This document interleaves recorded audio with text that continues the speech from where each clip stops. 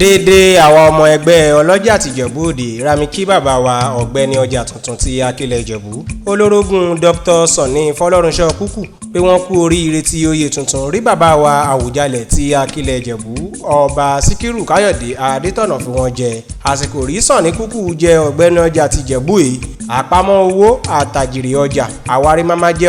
ọjà níjẹ wá o àwọn ọmọ ẹgbẹ́ ọlọ́jà àti Ìjẹ̀bú Òde remi kí Sonny Kuku wípé